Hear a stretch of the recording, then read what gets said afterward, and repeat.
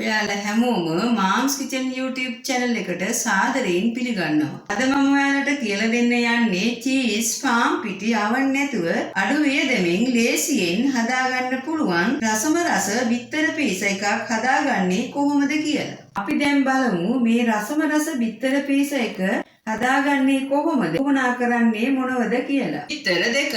කොටු හැඩයට කෑලි කපාගත් දීලූණු ගෙඩි භාගයක්. ඇට ඉවත් කර කොටු හැඩයට කෑලි කපාගත් තක්කාලි ගෙඩි භාගයක්. ඇට ඉවත් කර කොටු හැඩයට කෑලි කපාගත් මාළු මිරිස් කරලක්. ඔයාලට මාළු මිරිස් වෙනුවට අමු මිරිස් ගන්නත් පුළුවන්. ගම් මිරිස් කුඩු තේ හැඳි භාගයක්. ලුණු රස අනුව. කෑලි මිරිස් තේ හැඳි 4න් එකක්. පාන් පිටි තේ හැන්දක්. පොල් තෙල් මේස හැන්දක්. මුලින්ම එළවලු තෙම්පරාදු කරගන්න පොල් තේ හැන්දක් දාගත් පෑන් එක ලිපේ තියාගෙන ගින්දර අඩුවෙන් දාගන්නවා. තෙල් රත් වුණාට පස්සේ ලුණු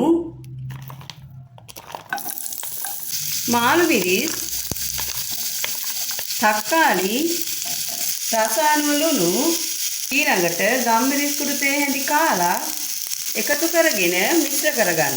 එළවලු වල පාට වෙනස් වෙන්නේ නැතිව මේ විදියට එළවලු තෙම්පරාදු කරගත්තා. දැන් ලිපින් ඉවත් කරගන්නවා. ඊළඟට white sauce හදාගන්න මාගරින් තේ හැඳ දාගත් පෑන් එක ලිපේ තියාගෙන ගින්දර අඩුවෙන් දාගන්නවා.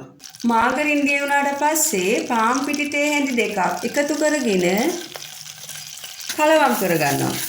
පාන් පිටි මේ වගේ බැදුනට පස්සේ පිටි කිරි පීරිසිකෝප්පෙන් ටික ටික එකතු කරගෙන කලවම් කරගන්නවා. දැන් කැට හිටින්නේ නැති වෙන්න හොඳින් මිශ්‍ර කරගන්නවා. දැන් රස අනුව ලුණු එකතු කරගෙන මිශ්‍ර කරගන්නවා. white sauce එක මේ වගේ යොකු වුණාට පස්සේ ලිපින් ඉවත් කරගන්නවා. ඊළඟට කඩාගත් බිත්තර වලට රස අනුව ලුණු ඉතුරු ගම් මිරිස් කුඩු තේ හැඳි කාල එකතු කරගෙන හොඳින් බීට් කරගන්නවා. දැන් බීට් කරගත් බිත්තර වලට පාන් පිටි තේ හැඳ එකතු කරගෙන හොඳින් මිශ්‍ර කරගන්නවා. දැන් හදාගත් බිත්තර මිශ්‍රණය පැත්තකින් තියාගන්නවා. බිත්තර පීස හදාගන්න තෙල් ගාගත් පෑන් එක ලිපේ තියාගෙන ගින්දර අඩුවෙන් දාගන්නවා. පෑන් එක රත් වුණාට පස්සේ බිත්තර මිශ්‍රණය පෑන් එකට දාගන්නවා. එක පැත්තක් පිච්චුණාට පස්සේ අනිත් පැත්ත හරව ගන්නවා.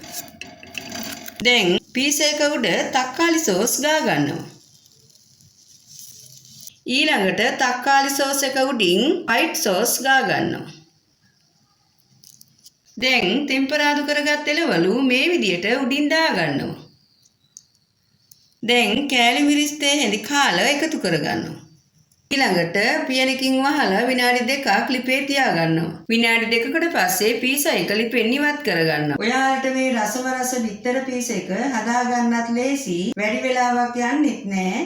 ඔයාලත් මේ රසම රස බිත්තර පීස එක හදලා රස බලන්න. ඔයාලා මගේ රෙසිපි එකට කැමති නම් ලයික් කරන්න, ෂෙයා කරන්න, කමෙන්ට් කරන්න. මගේ channel එක subscribe කරලා නැත්නම් subscribe කරන්න.